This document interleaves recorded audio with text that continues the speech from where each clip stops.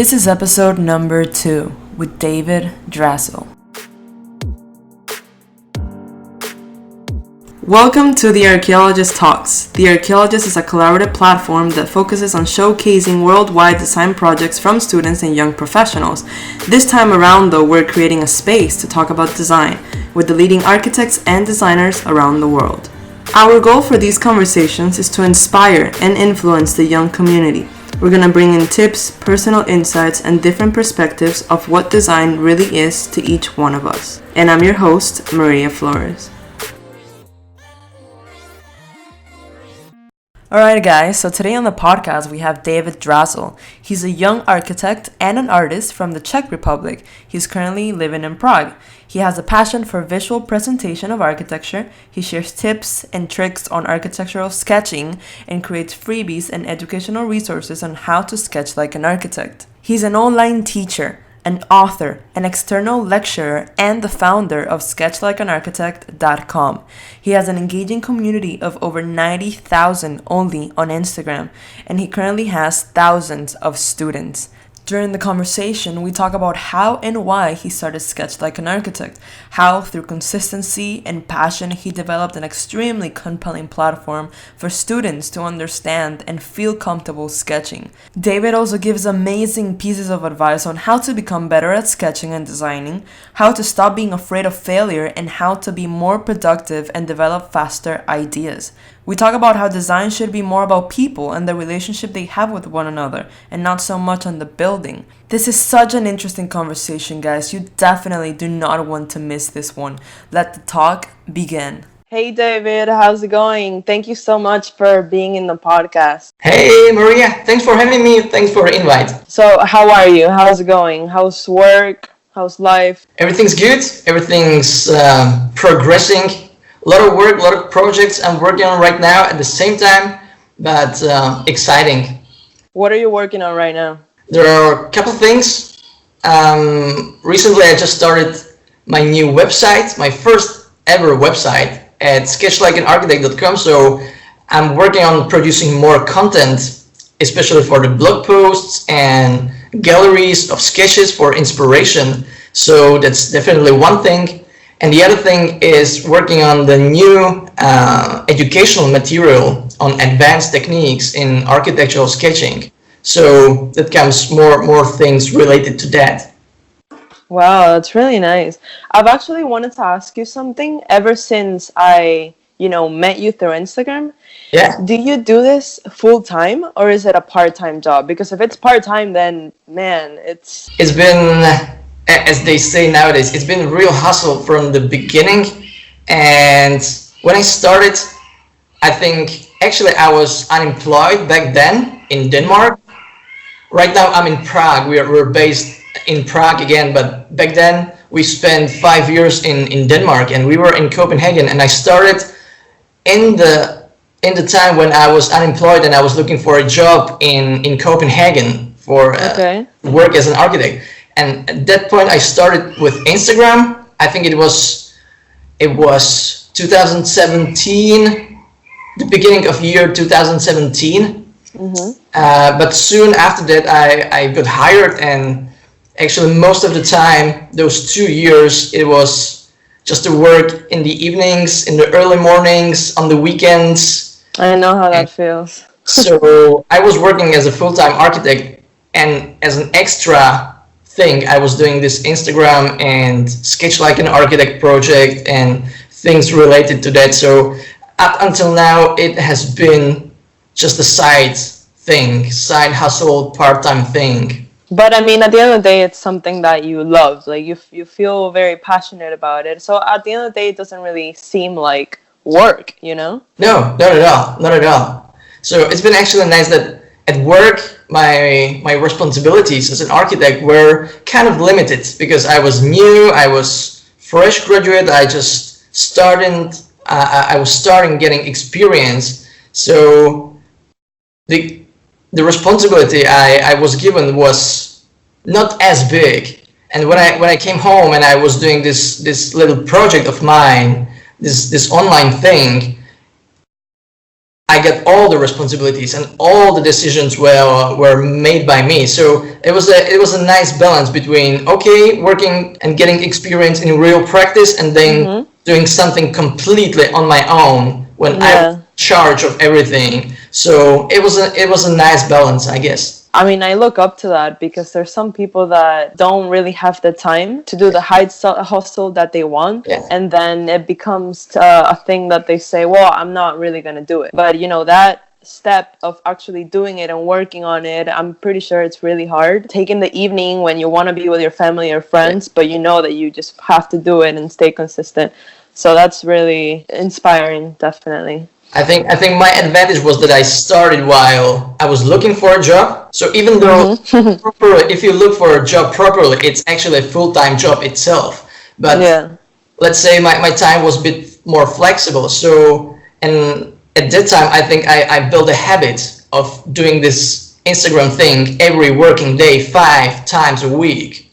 And I just stick with it, even though I was working full-time afterwards. So that's how I think it was not that harsh transformation for me. Yeah. And it's the matter of staying consistent, like how you're saying, you know, like staying and doing it. How did you start it though? Like what was it in your head that told you, you know, I want to do this. I need to help people, you know, telling them how to sketch, teaching them. How did it all start? Yeah, that's a good question, because actually, to be completely honest, it started off from a frustration, from a frustrating experience I had at my university in Aalborg in Denmark, where I was doing my master's, and a lot of students, a lot of my peers were not taught how to sketch or how to draw, how to observe, and there were no artistic entrance exams, and no one actually taught them during the studies.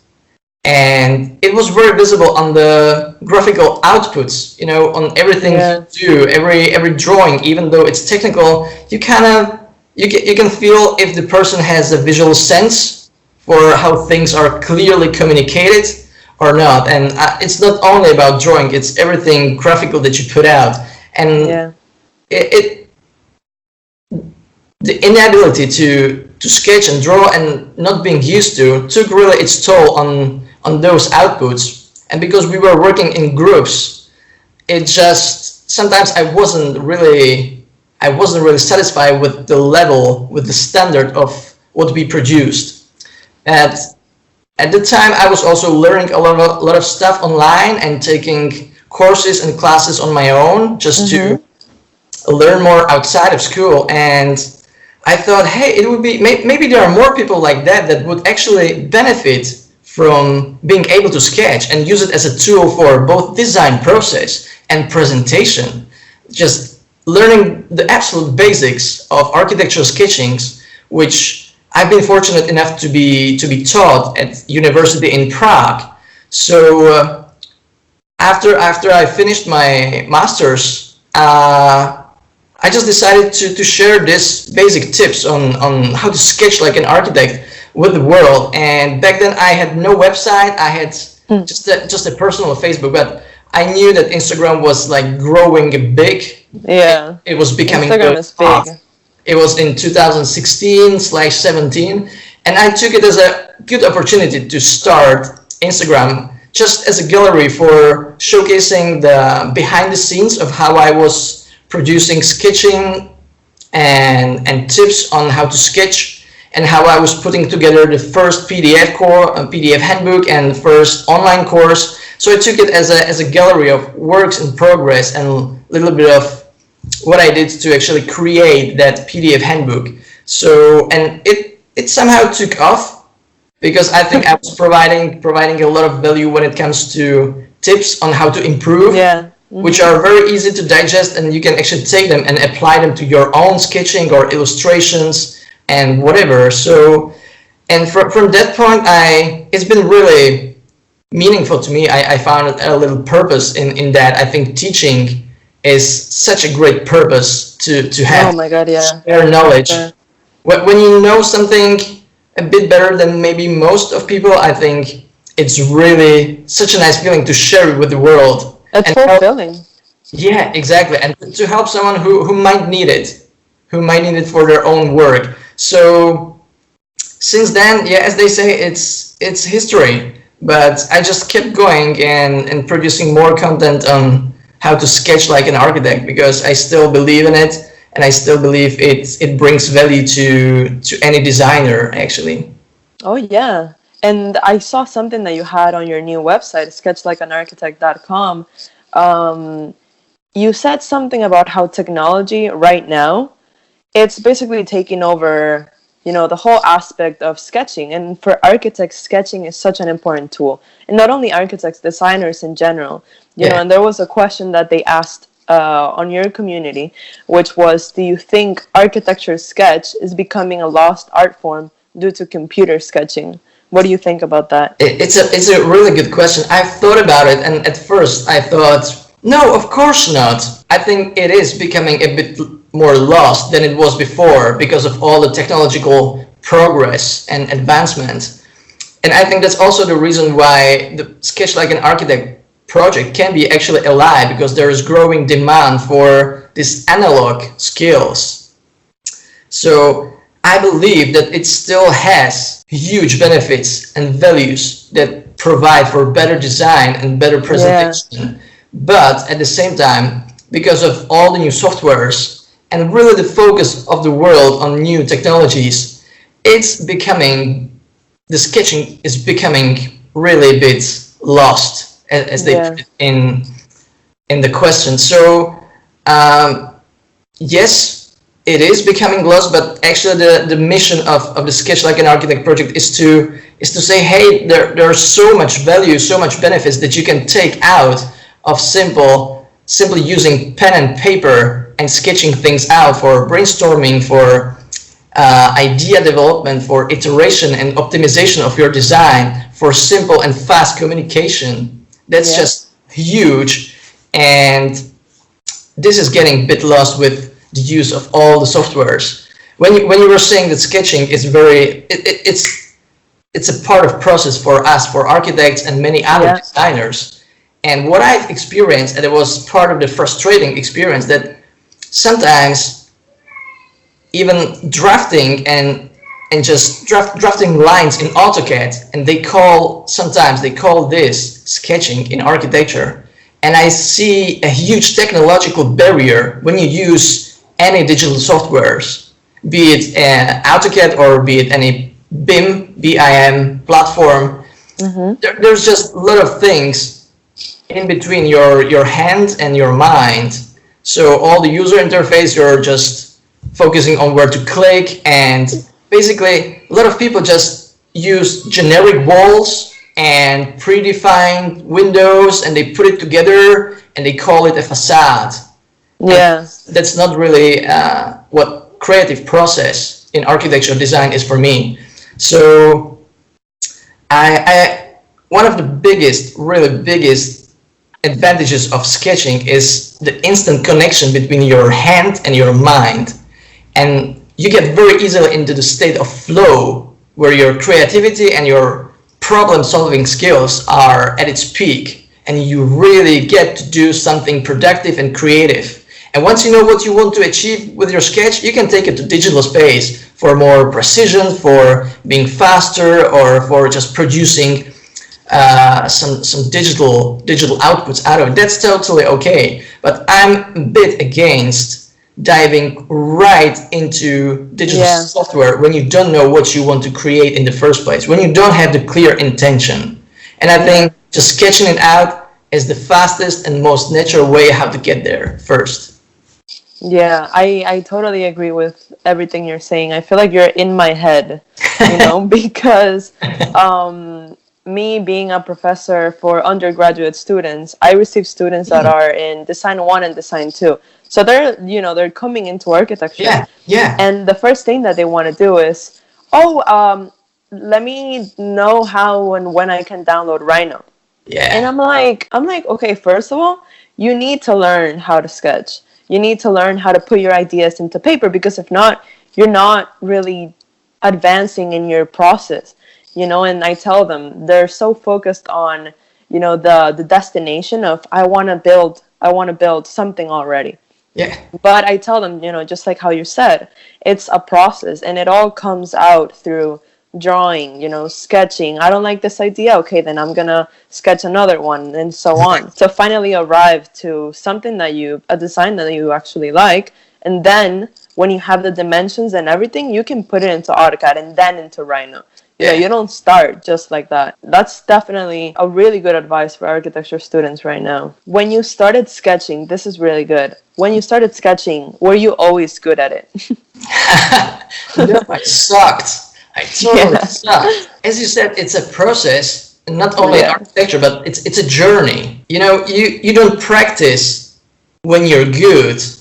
You practice to become good. They say it many times, but it's true. It's not a cliche. It's practice makes perfect. So it's a real long journey, and I don't think I'm at a stage where I could say I'm good at sketching. No, I have lots to learn still. And maybe the more I learn, the more I'm aware of all the things that I don't know yet and I can't do yet. So it's just opening wider and wider options and opportunities for me to learn in different areas of sketching for different purposes. Because not all the sketches are for presentation. Most of them, actually, from my experience, even as a practiced architecture or from my experience in real practice, most of the sketches are just for the design process, for the problem solving, for quick communication, for iteration with when you have a tracing paper and you layer over new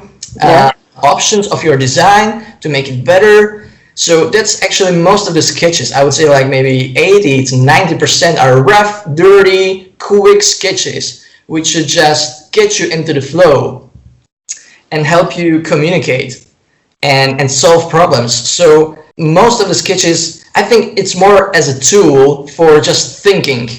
Like a creative thinking, it's not only few people can do. It's just a way of thinking, and sketching is a tool how to help with creative sketching. So I wasn't always good. I just, when I was a kid, I was drawing mainly the superheroes, right? Like Batmans and Spider-Mans. And then when I was a teenager, I really stopped drawing because I was afraid to fail, because I was afraid that it's not gonna look that good as I imagined in my head. And then I started before 1 or 2 years before I was applying to architecture schools, to bachelor degrees. So then I took some courses and I was drawing a lot more, also to bring something to my artistic entrance exams. And then I was drawing 4 semesters in my bachelor, really quite intense drawing course on architectural type drawing. And I think that was the time when I learned a lot about how to observe, how to work with perspective, how to be more precise, how to put ideas on paper. And since then, I just started to use it really frequently as a tool, simply as a tool. When I was brainstorming ideas, I was making mind maps. When I was just sketching out the idea to develop it, I was normally sketching. So for me, it's a way how to progress in any type of idea or design, or just mapping out a project and different phases. I'm a very visual guy, visual based. So I like to see how it looks.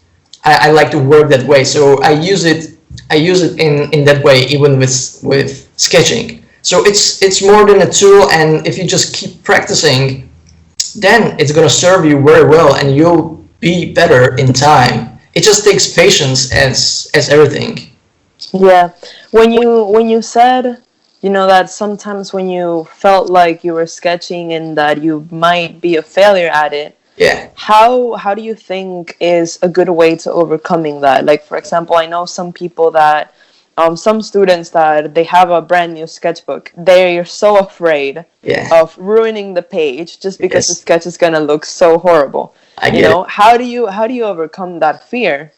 I get it. I don't know if I've overcome it. I have it too. It's not like that only beginners have this feeling. I have it too, but I think it's important to shift your mindset. because I nowadays or back then I was afraid of failures.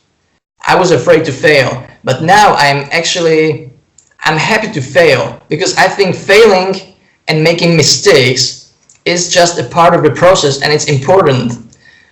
The more you fail, more often and as early as possible you fail, the better the result in the end.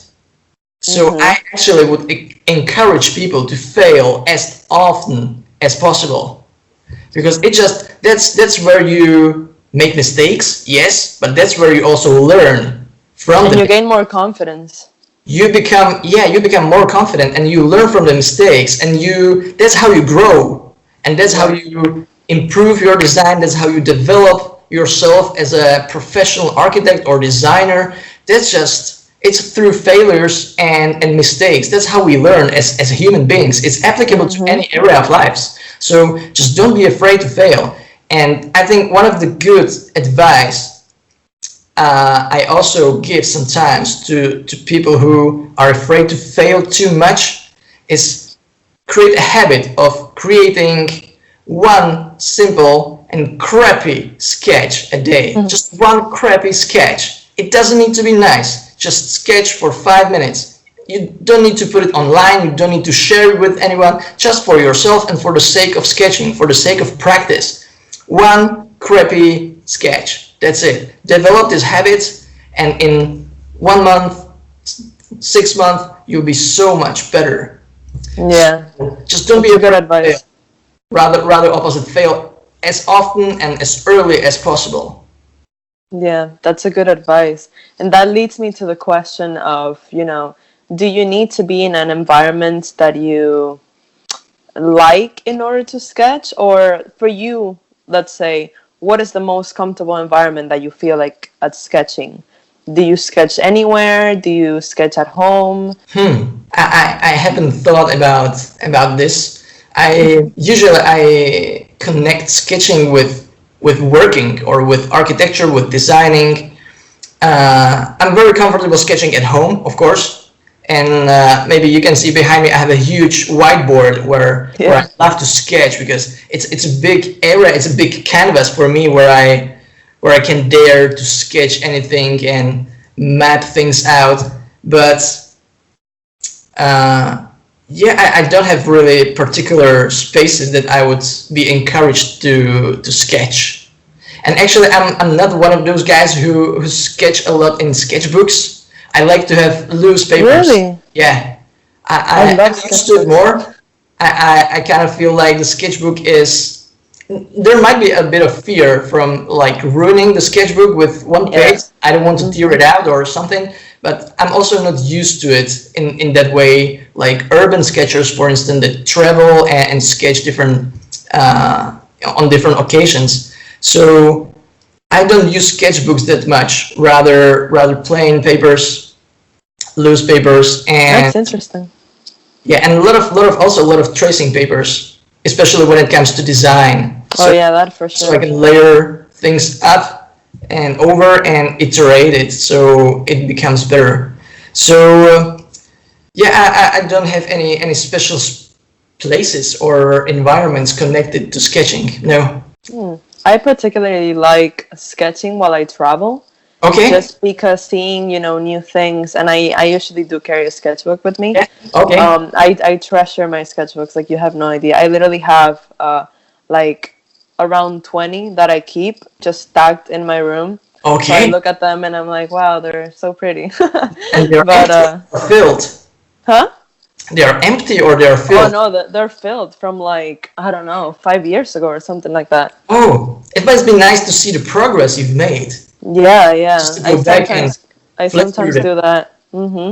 It's really cool. And there was also one interesting question about if I have some references to study curves in perspective. And I think that's a rather interesting question. And when I thought about it, I would say just seek outside of architecture to be inspired for architecture. Because when it comes, this example, when it comes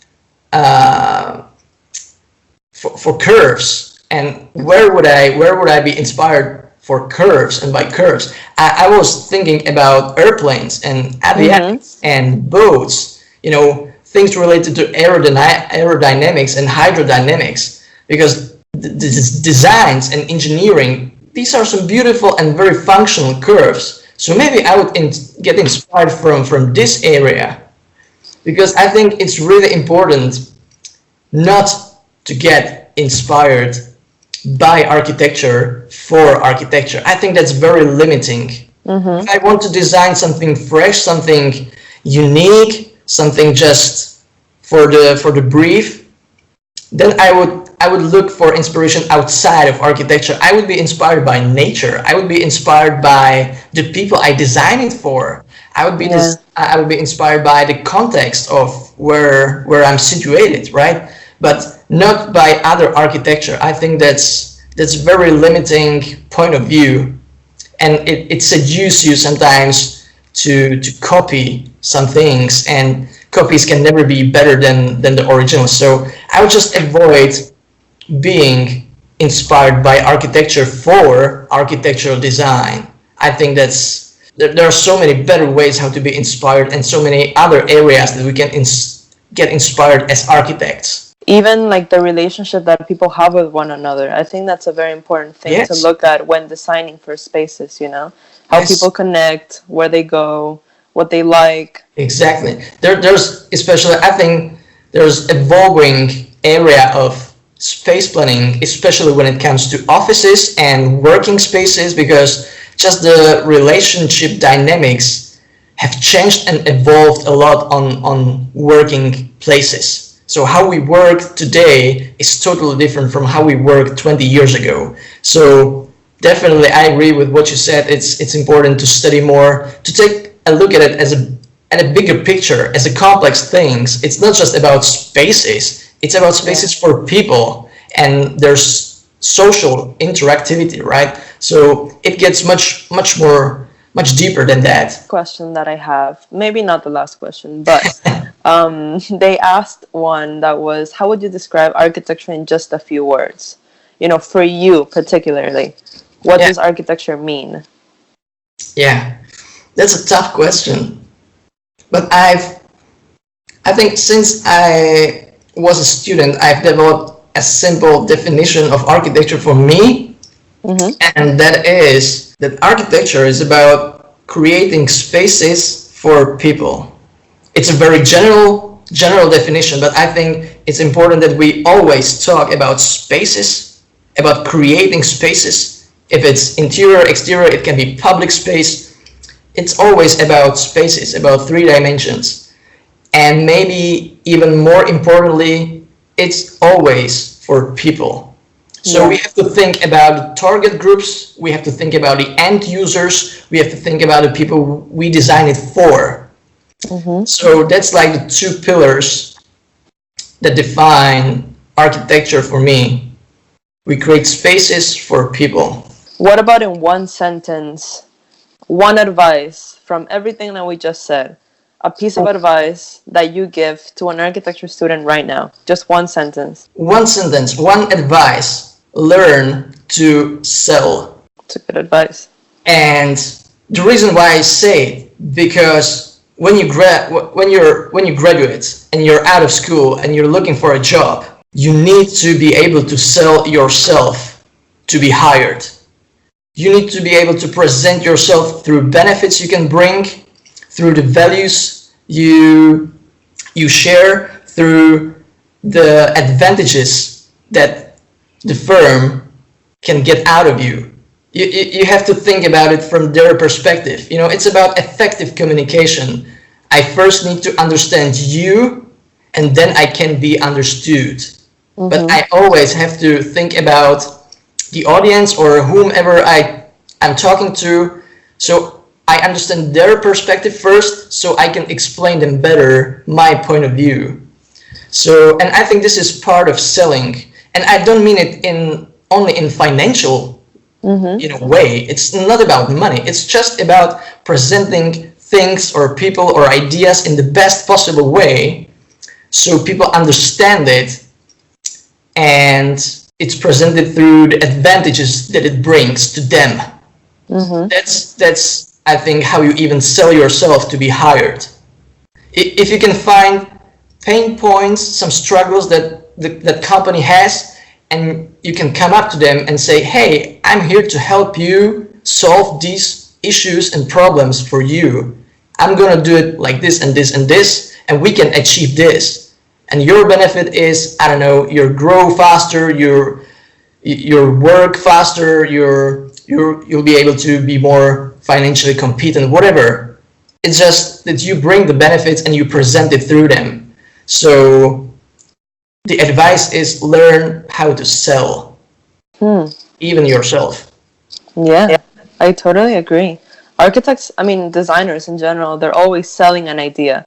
Yeah. Selling ourselves, selling what we do, everything. And I mean, anyone, not even a designer, needs to know how to sell, or business, you know. I said also because no one has ever told me while I was studying. They don't tell you at school that you need to sell, that you need to learn to sell. Yeah, they don't. And I think that's one of the problems. I know there's a lot to learn about architecture in architecture school, but I think we're lacking good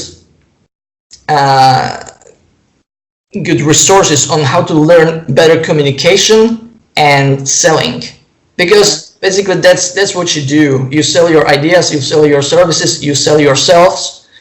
So, and no one talks about it until you hit the real practice, real life, and then it hits you real hard because you're not prepared for that. So learn how to sell.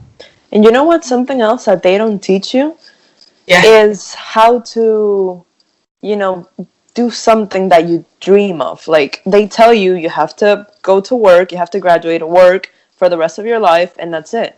But they don't tell you, for example, how to do the things that you're doing, how to just have a side hustle and feel passionate about it and just do that instead.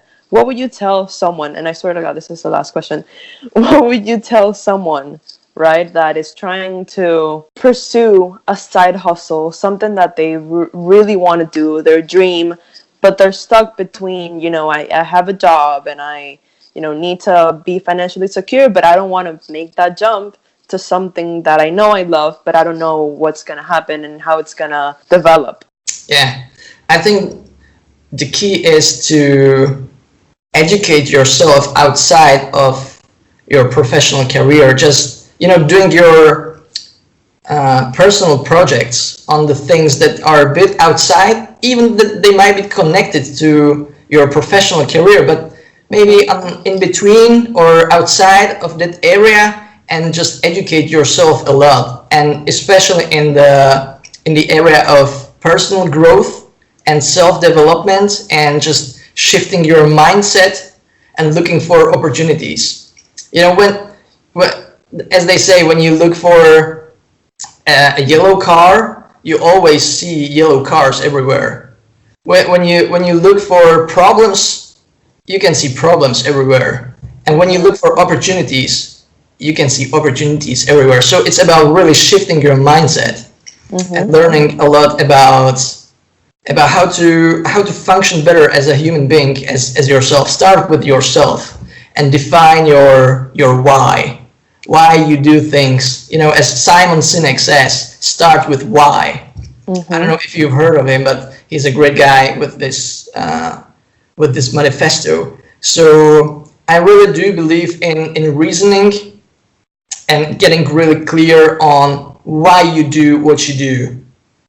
And if you're not satisfied, why are you not satisfied? And go deeper, ask yourself 5 questions. Why not? Okay, why not? And then you might get somewhere really deep when you find out, okay, this is why this might actually not be a career path for me. So after all those years, I found out that I love to teach, and I've always tried to teach. I've been teaching English, I've been teaching guitar playing, and now I find out that I love to teach how to sketch and all the values that it brings to designers, right? So it's been always there, and I just recently found out, oh yeah, that's right, I love to teach. Yeah. So it just takes some while before you really explore yourself and find out that things that have been always there. But I think you'll find a way through more education outside of your career and self-development and growth and these things. So I would encourage people to just try to become the best version of themselves. It's a long journey, but I think it's worth it. Yeah, definitely worth it. Thank you so much, David. This was such an interesting conversation. Thanks. One final thing. Where do people go in order to reach out to you to, go through your online course? Tell me everything about that. Recently, what I've really been trying to do is put everything into one place. So what I would leave you with is just my website, sketchlikeanarchitect.com. It's all one word. I know it's a bit long, but it's sketchlikeanarchitect.com, and I'll be putting more and more content and info about me, but it's already viable enough. So go there, reach out to me. I'm always happy to hear some thoughts and experience, any feedback, questions. I'm always very grateful for that. So sketchlikeanarchitect.com, and of course my Instagram, where I'm very active. So that's where I live online. Yeah. All right. Thank you so much, David. It was awesome having you. Thank you for the invitation. Yeah, thanks for having me. It was fun. Alright guys, there you have it. That was episode number 2 with David Drazil. And if you're not following yet, you have to follow The Archaeologist on social media. Do so right now. We're on Instagram, Twitter, Facebook, Pinterest, and many more. Also, you should go to our website, thearchaeologist.com. See you on the next episode, guys. Goodbye.